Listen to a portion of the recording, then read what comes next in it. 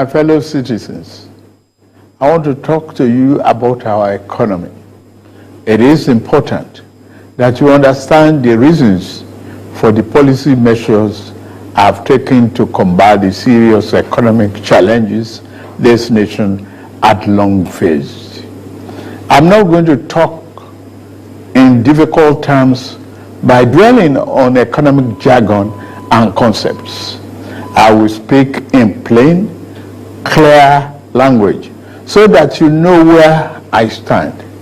More importantly, so that you see and hopefully will share my vision regarding the journey to a better, more productive economy for our beloved country.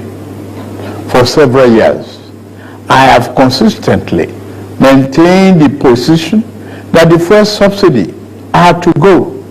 This once beneficial measure had outlived its usefulness.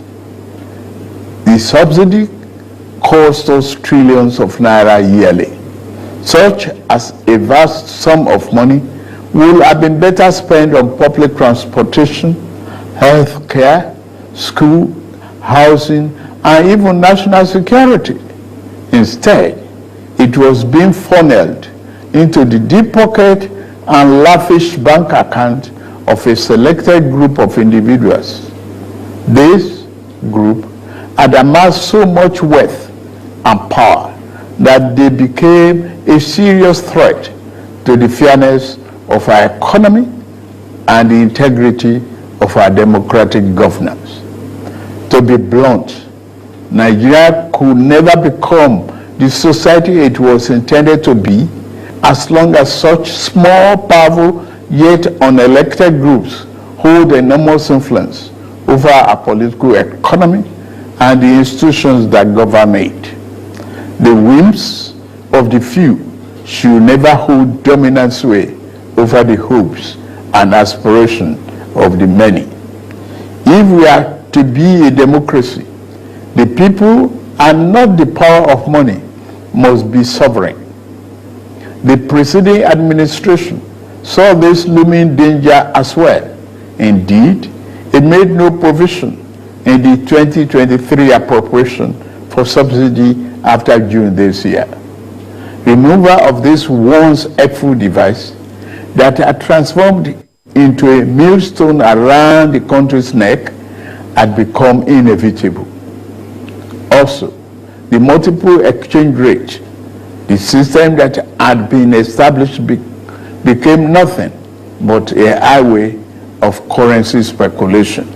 It diverted money that should have been used to create jobs, build factories, and businesses for millions of people.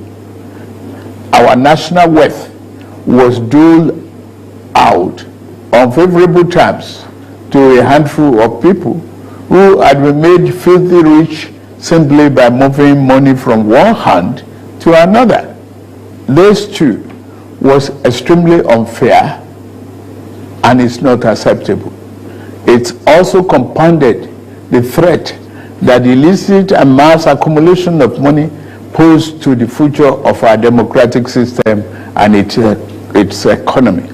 I had promised to reform the economy for the long-term good by fighting major imbalances that has plagued our economy. Ending the subsidy and the preferential exchange rate system were key to this fight. This fight is to define the fate and future of our nation. Much is in balance, Thus, the effect in our economy immensely profited a tiny elite, the elite of the elite, you might call them. As we move to fight the flaws in the economy, the people who grow rich from them predictably will fight back through every means necessary. But we are ready. Our economy is going through a tough patch, and you are being hurt by it, I know. The cost of fuel has gone up. Food and other prices have followed it. Households and businesses are struggling. Things seem anxious and uncertain. I understand the hardship you face. I wish there were other ways, but there is not. If there were, I would have taken that route, as I came here to help, not to hurt the people and the nation that I love so dearly. What I can offer in the immediate is to reduce the burden of current economic situation, which has imposed on all of us, most especially on businesses, the working class, and most vulnerable among us. Already, the federal government is working closely with states and local governments to implement interventions that will cushion the pains of our people across socio-economic brackets. Earlier this month, I signed 4 executive orders in keeping with my electoral promise to address unfriendly fiscal policies and multiple taxes that are stifling the business environment. These executive orders on suspension and deferred commencement of some taxes will provide the necessary buffers and headroom to businesses in manufacturing sector to continue to thrive and expand. To strengthen the manufacturing sector, increase its capacity to expand and create good paying jobs, we are going to spend 75 billion between July 2023 and March 2024. Our objective is to fund minimum of 75 enterprises with great potential to kickstart a sustainable economic growth, accelerated structural transformation, and improved productivity. Each of these 75 manufacturing enterprises will be able to access 1 billion credit at maximum of 9% per annum, with maximum of 60 months repayment for long-term loans and 12 months for working capital. Our administration recognizes the importance of micro, small, and medium-sized enterprises and the informal sector as the drivers of growth. We are going to energize this important sector with 125 billion. Out of the sum, we will spend 50 billion conditional grant to 1 million nano businesses between now and March 24. Our target is to give a minimum of 50,000 each to 1,300 nano businesses owners in each of the 774 local governments across the country. Ultimately, this program will further drive financial inclusion by onboarding beneficiaries into the formal banking system. In like manner, we will fund 100,000 MSMEs and startups with 75 billion.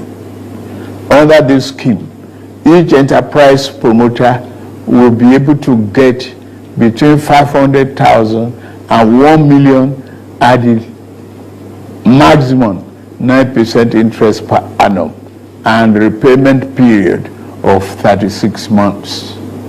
To further ensure that food prices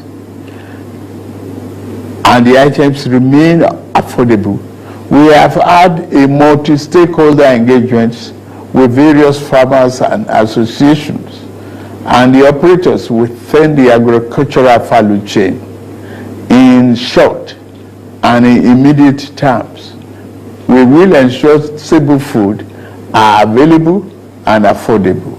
To this end, I have ordered release of 200,000 metric tons of grains from strategic reserves to households across the 36 states and FCT to moderate prices. We are also providing 225,000 metric tons of fertilizer, seeding, and other inputs to farmers who are committed to our food security agenda. Our plan to support cultivation of 500,000 hectares of farmland and all year-round farming practice remain on course. To be specific, 200 billion out of the 500 billion approved by the National Assembly will be disbursed as follows. Our administration will invest 50 billion each to cultivate 150,000 hectares of rice and maize. 50 billion each will also be earmarked to cultivate 100,000 hectares of wheat and cassava. This expansive agricultural program will be implemented targeting small farm holders and leveraging large-scale private sector players in the agri-business with strong performance record. In this regard, the expertise of developed financial institutions, commercial banks, and microfinance banks will be tapped in to develop a viable and appropriate transaction structure for all stakeholders. Fellow Nigerians, I made a solemn pledge to work for you, how to improve your welfare and living condition is of paramount importance to me, and it is the only thing that keeps me up day and night. It is in the light of this that I approved the infrastructure support for the states. This new infrastructure fund will enable states to intervene, to invest and reinvest in critical areas and bring relief to many of the pain points, as well as revamp our decaying healthcare and educational infrastructure. The fund will also bring improvement to rural access roads to ease the evacuation of farm produce to markets. With the fund, our state will become more competitive and on a stronger financial footing to deliver economic prosperity to Nigerians. Part of our program is to roll out buses across state and local government for mass transit at a much more affordable rate. We have made provision to invest 100 billion between now and March 2024 to acquire minimum of 3,000 units of 20-seater CNG fuel buses. These buses will be shared to major transportation companies in the state using the intensity of travel per capita. Participating transport companies will be able to access credit under the facility at a maximum per annum 9% interest rate with 60 months repayment period. In the same vein, we are also working in the collaboration with the labor unions to introduce a new national minimum wage for workers. I want to tell you, our workers, that this, your salary review is coming. Once we agree on the minimum wage and general upward review, we will make budget provision for it for immediate implementation. I want to use this opportunity to salute many private employers in the organized private sector who have already implemented general salary review for employees. Fellow Nigerians, this period may be hard on us and there is no doubt that it's tough on us. But I urge you all to look beyond the present temporary pains and aim at the larger picture. All our good and helpful plans are in the works.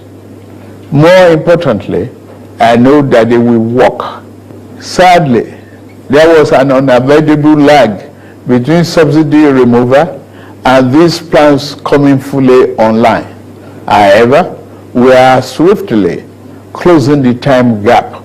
I plead with you, please have faith in our ability to deliver and in our concern for your well-being. We will get out of this turbulence, and due to the measures we have taken, Nigeria will be better equipped and able to take advantage of the future that awaits her.